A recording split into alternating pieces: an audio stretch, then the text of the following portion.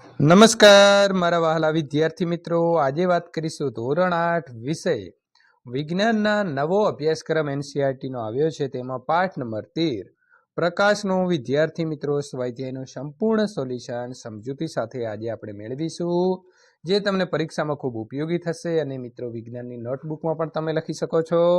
વિદ્યાર્થી મિત્રો, ચેનલની અંદર પ્રથમ વખત આવ્યા છો અને તમામ વિષયના સ્વાધ્યાય સોલ્યુશન જોવા માંગો છો તો ચેનલને સબસ્ક્રાઇબનું બટન દબાવી બાજુમાં આપેલા બેલ આઇકન ઉપર ઓલ નોટિફિકેશન કરી દેવા માટે વિદ્યાર્થી મિત્રો તમને અમારી વિનંતી છે। સ્વાધ્યાય પ્રશ્ન નંબર મિત્રો 1, ધારો કે તમે અંધારિયા ઓરડામાં છો, શું ઓરડામાં તમે વસ્તુઓને જોઈ શકો છો? ઓરડાની બહાર તમે વસ્તુઓ જોઈ શકો છો? સમજાવો। તો મિત્રો, અંધારિયા ઓરડામાં પ્રકાશ ન હોવાથી આપણે વસ્તુઓ જોઈ શકીએ નહીં। વસ્તુ જોવા માટે તેના ઉપર પડતો પ્રકાશ પરાવર્તિત થઈ આપણી આંખમાં પ્રવેશવો જોઈએ। ઓરડો, ઓરડાની બહાર મિત્રો વસ્તુઓ આપણે જોઈ શકીએ છીએ, કારણ કે ઓરડાની બહાર પ્રકાશ હોવાથી વસ્તુ ઉપર પડતા પ્રકાશના કિરણો પરાવર્તિત થઈ આપણી આંખની અંદર પ્રવેશે છે। પ્રશ્ન નંબર 2, નિયમિત અને અનિયમિત પરાવર્તન વચ્ચેનો ભેદ સ્પષ્ટ કરો। શું અનિયમિત પરાવર્તન એટલે પરાવર્તનના નિયમમાં નિષ્ફળતા છે? તો હવે આપણે પ્રથમ મિત્રો નિયમિત પરાવર્તન વિશે સમજી લઈએ। સમતલ, ચળકતી અને લીસી સપાટી ઉપર પ્રકાશના કિરણો આપાત થતાં નિયમિત પરાવર્તન થાય છે। આપાત કિરણો એકબીજાને સમાંતર હોય તો પરાવર્તિત કિરણો પણ એકબીજાને સમાંતર હોય છે। સમતલ અરીસા ઉપર પ્રકાશના કિરણો આપાત થતાં નિયમિત પરાવર્તન થાય છે। અનિયમિત પરાવર્તન, ખરબચડી સપાટી ઉપર પ્રકાશના કિરણો આપાત થતાં નિયમિત પરાવર્તન થાય છે। આપાત કિરણો એકબીજાને સમાંતર હોય તો પણ મિત્રો પરાવર્તિત કિરણો એકબીજાને સમાંતર હોતા નથી। કાગળ, લાકડું જેવા પદાર્થો ઉપર પ્રકાશના કિરણો આપાત થતાં અનિયમિત પરાવર્તન થાય છે। અનિયમિત પરાવર્તન પરાવર્તનના નિયમોની નિષ્ફળતા નથી, પરંતુ અનિયમિત પરાવર્તન થવાનું કારણ પરાવર્તક સપાટીની અસમાનતા છે। મિત્રો, તમે અહીં આકૃતિ તમને સ્પષ્ટ કરી દેશે કે અસમાન ખરબચડી સપાટી ઉપર નીચે હોય છે। જેમ કે તમે કોઈ લાકડું જોશો તો એ એકદમ સીધું હશે નહીં, ત્યારે તેના આપાત થતા કિરણો આકૃતિમાં દર્શાવ્યા પ્રમાણે થશે। વિદ્યાર્થી મિત્રો, અહીં ABCD પરસ્પર સમાંતર કિરણો છે, તેમના પરાવર્તિત કિરણો એકબીજાના નિયમને અનુસરે છે। સપાટી ખરબચડી હોવાથી પરાવર્તિત કિરણો એકબીજાને સમાંતર હોતા નથી। પ્રશ્ન નંબર 3, નીચેનામાંથી પ્રત્યેકના સ્થાનની સામે લખો। જ્યારે પ્રકાશનું બીમ તેમની સાથે અથડાય છે ત્યારે નિયમિત પરાવર્તન કે અનિયમિત પરાવર્તન થશે। દરેક કિસ્સામાં તમારા ઉત્તરની યથાર્થતા ચકાસો। ચકચકિત લાકડાનું ટેબલ, તો મિત્રો ચકચકિત લાકડાના ટેબલની સપાટી સમતલ અને ચકચકિત છે, આથી તેના પરથી પરાવર્તન થશે। ચોકનો ભૂકો, ચોકના ભૂકાની સપાટી અસમતલ હોવાથી તેના ઉપર અનિયમિત પરાવર્તન થશે। કાર્ડબોર્ડની સપાટી, કાર્ડબોર્ડની સપાટી પરથી અનિયમિત પરાવર્તન થશે, કારણ કે તેની સપાટી ખરબચડી હોય છે। નંબર 4, પાણી ફેલાયેલા આરસનું ભોંયતળિયું, તો મિત્રો પાણી ફેલાયેલા ભોંયતળિયા પરથી નિયમિત પરાવર્તન થશે, કારણ કે તે અરીસાની જેમ વર્તે છે। નંબર 5, અરીસો, અરીસાની સપાટી સમતલ અને ચકચકિત છે, આથી તેના ઉપર નિયમિત પરાવર્તન થશે। મિત્રો નંબર 6, કાગળના ટુકડો, તો કાગળના ટુકડાની સપાટી અસમતલ હોવાથી અનિયમિત પરાવર્તન થશે। નંબર 4, પરાવર્તનના નિયમો જણાવો। તો પહેલો નિયમ છે મિત્રો, આપાત કિરણ આપાત બિંદુએ સપાટીને દોરેલા લાંબા અને પરાવર્તિત કિરણ એક જ સમતલની અંદર હોય છે। બીજું છે, આપાત કોણ અને પરાવર્તન કોણના માપ સમાન હોય છે, એટલે કે LI બરાબર LR। પ્રશ્ન નંબર 5, આપાત કિરણ, પરાવર્તિત કિરણ અને આપાત બિંદુએ સપાટીને દોરેલો લંબ એક જ સમતલમાં છે તે દર્શાવતી એક પ્રવૃત્તિ વર્ણવો। એક સફેદ કાર્ડ પેપર ટેબલ પર એવી રીતે ગોઠવો કે જેનો થોડો ભાગ ટેબલની ધારની બહાર રહે। એક સરખા દાંતાવાળો કાંસકો લો, પેપરના બહાર નીકળેલા ભાગ ઉપર નાનો કાપો મૂકો। તેના મધ્ય ભાગ સિવાયના બધા દાંતા કાળા કાગળની પટ્ટી વડે બંધ કરો. કાંસકાને પેપર ઉપર લંબ રૂપે રહે તેમ પકડો. કાંસકાની એક બાજુથી ટોર્ચ વડે પ્રકાશ ફેંકો. ટોર્ચ અને કાંસકાને એવી રીતે ગોઠવો કે જેથી કાંસકાની બીજી બાજુ પેપર ઉપર પ્રકાશનું કિરણ જોઈ શકાય. પ્રકાશના કિરણના માર્ગમાં એક સમતલ અરીસાની પટ્ટી મૂકો. હવે પેપરના બહાર નીકળેલા ભાગને વાળો. આ વાળેલા ભાગ ઉપર પરાવર્તિત કિરણ દેખાય છે. પરાવર્તિત મિત્રો કિરણ વાળેલા ભાગ ઉપર દેખાશે નહીં. વાળેલા ભાગને પાછો મૂળ સ્થિતિની અંદર લાવો. હવે પરાવર્તિત કિરણો મિત્રો જોઈ શકાય છે ને. આવી પ્રવૃત્તિ તમે તમારા ઘરે પણ કરી શકો છો. તો વિદ્યાર્થી મિત્રો, આમ આ પ્રવૃત્તિ દ્વારા જાણી શકાય છે કે આપાત કિરણ આપાત બિંદુએ દોરેલા લંબ અને પરાવર્તિત કિરણ એક જ સમતલની અંદર હોય છે. તો વિદ્યાર્થી મિત્રો, તમે જોઈ શકો છો એવી રીતે બેટરી, કોસ્કો, અરીસો જે છે તે તમારે ગોઠવવાનો રહેશે. પ્રશ્ન નંબર 6, નીચેનામાં ખાલી જગ્યા પૂરો. એક સમતલ અરીસાની સામે 1 મીટર દૂર ઊભેલો એક વ્યક્તિ પોતાના પ્રતિબિંબથી ખાલી જગ્યા મીટર દૂર દેખાય છે. તો 1નો ડબલ થઈને 2 મીટર દૂર દેખાશે. જો કોઈ સમતલ અરીસાની સામે ઊભા રહીને તમે તમારા જમણા હાથથી ખાલી જગ્યા કાનને સ્પર્શો છો તો અરીસામાં એવું લાગશે કે તમારો જમણો કાન ખાલી જગ્યા હાથથી સ્પર્શ્યા. તો મિત્રો, જમણા હાથથી તમે આમ પકડશો ડાબો કાન તો એ જમણો કાન દેખાશે અંદર, એટલે કે ઉલટું દેખાશે. ચિત્ર કેવું દેખાશે?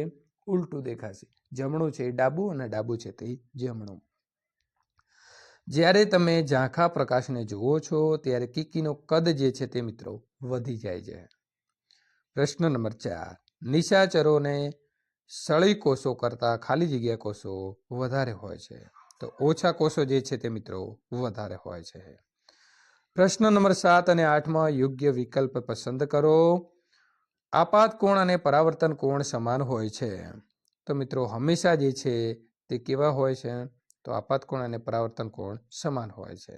સાચો જવાબ આવે છે એ. પ્રશ્ન નંબર 8, સમતલ અરીસાથી રચાતું પ્રતિબિંબ વિદ્યાર્થી મિત્રો આભાસી, અરીસાની પાછળ અને વસ્તુના કદ જેટલું હોય છે.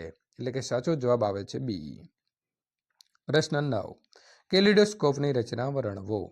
કેલિડોસ્કોપની રચના મિત્રો, તો કેલિડોસ્કોપ બનાવવા માટે અરીસાની લગભગ 16 સેન્ટીમીટર લાંબી અને 4 સેન્ટીમીટર પહોળી લંબચોરસ આકારની 3 પટ્ટીઓ હોય છે. પ્રિઝમને વર્તુળાકાર કાર્ડબોર્ડની નળીની અંદર મિત્રો બંધ બેસતી ગોઠવેલી હોય છે અને નળીની લંબાઈ પ્રિઝમની લંબાઈ કરતાં થોડી વધારે હોય છે. ત્રણેય અરીસાની ચળકતી સપાટી એકબીજાની સામે રહે તેમ જોડી પ્રિઝમ જેવી રચના કરવામાં આવે છે. નળીના એક છેડાને માધ્યમમાં મિત્રો છિદ્ર હોય એવી કાર્ડબોર્ડની તકતી વડે બંધ કરવામાં આવે છે. નળીના બીજા છેડે એક સાદો કાચ અને એક દૂધિયો કાચ એકબીજાથી થોડા અંતરે રહે તેમ ગોઠવેલા હોય છે. આ બંને કાચની વચ્ચે રંગીન કાચના ટુકડા રાખેલા હોય છે. તકતીને ટકાઉ બનાવવા માટે તેની નીચે પારદર્શક પ્લાસ્ટિકની શીટ ચોંટાડેલી હોય છે. વિદ્યાર્થી મિત્રો, પ્રશ્ન નંબર 10, મનુષ્ય આંખની નામ નિર્દેશનવાળી આકૃતિ દોરો. મનુષ્યની આંખ મિત્રો અહીં તમે જુઓ કે દ્રષ્ટિ ચેતાઓ, રેટિના, લેન્સ, સિલિયર સ્નાયુ, આઇરિસ, કિકી અને કોર્નિયા. આ પ્રકારે આકૃતિ દોરવાની રહેશે.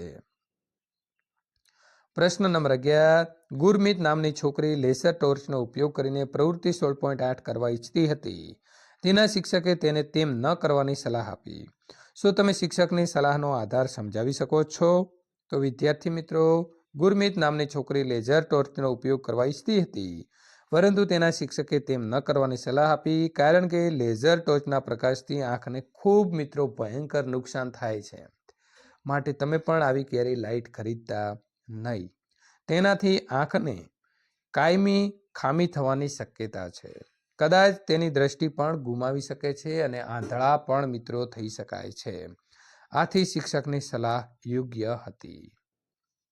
પ્રશ્ન નંબર 12, તમે કેવી રીતે તમારી આંખની સંભાળ લઈ શકો છો સમજાવો. તો વિદ્યાર્થી મિત્રો, આંખને બહારના ધૂળ રજકણોના લીધે આંખોને ચોળવી નહીં. વાંચન કરતી વખતે યોગ્ય અંતર રાખવું જોઈએ. બહુ જ ઓછા પ્રકાશમાં વાંચવું જોઈએ નહીં. આંખોને સ્વચ્છ પાણીથી વારંવાર ધોવી જોઈએ. ગોગલ્સ અથવા ચશ્માનો સૂર્યપ્રકાશમાં ઉપયોગ કરવો જોઈએ. આંખની તકલીફ જણાય તો ડૉક્ટરની સલાહ પણ તમારે લેવી જોઈએ. ટેલિવિઝન, સિનેમા ઘરોની અંદર બહુ નજીક ન બેસવું જોઈએ. તમે પણ તમારા ઘરે ટીવી જોતા હો તો મિત્રો ટીવીથી અંતર રાખીને દૂર બેસવું. પ્રશ્ન નંબર 13. જો પરાવર્તિત કિરણ આપાત કિરણ સાથે 90 અંશનો કોણ બનાવે તો આપાત કોણ કેટલો હોય? તો આપાત કોણ મિત્રો 45 અંશનો હોય. કેવી રીતે હોય જોઈ લઈએ. તો પરાવર્તનના નિયમ મુજબ મિત્રો ખૂણો I બરાબર ખૂણો R થશે. ખૂણો I પ્લસ ખૂણો R બરાબર 90 આપેલો છે. અહીં ખૂણો I પ્લસ ખૂણો I બરાબર 90 એક અને બીજા બંને સૂત્રનો ઉપયોગ કરવાથી તો બે ખૂણા I બરાબર મિત્રો 90 તો ખૂણો I બરાબર 45 થશે. પ્રશ્ન નંબર 14. એકબીજાને સમાંતર 40 સેન્ટીમીટર અંતરે મૂકેલા બે સમતલ અરીસાઓની વચ્ચે એક મીણબત્તી મૂકતા તેના કેટલા પ્રતિબિંબો મળે છે? તો અસંખ્ય પ્રતિબિંબો જે છે તે વિદ્યાર્થી મિત્રો આપણને મળે છે. પ્રશ્ન નંબર 15. બે અરીસાને એકબીજાના 90 અંશના કોણે ગોઠવેલા છે અને આકૃતિમાં દર્શાવ્યા પ્રમાણે પ્રકાશનું એક કિરણ અરીસા ઉપર 30 અંશના કોણે આપાત થાય છે. તો બીજા અરીસામાં દ્વારા પરાવર્તિત થતું કિરણ સમજાવો. તો મિત્રો પ્રશ્નની આકૃતિ છે, ખાસ તમે સમજી લીધી હશે. હવે વાત કરીશું કે અહીં જે આ કિરણ જે મિત્રો 30 અંશના ખૂણે આવતું હતું તે આપાત કિરણ લંબ થઈને આવી રીતે જાય છે. જ્યારે મિત્રો બીજા અરીસાની અંદર પણ અહીંથી જઈ અને બીજા અરીસાની અંદર 60 અંશના ખૂણે જે છે તે આપાત થશે અને 60 અંશના ખૂણે જ મિત્રો બીજા અરીસામાંથી પરાવર્તિત કિરણ એ નીકળે છે.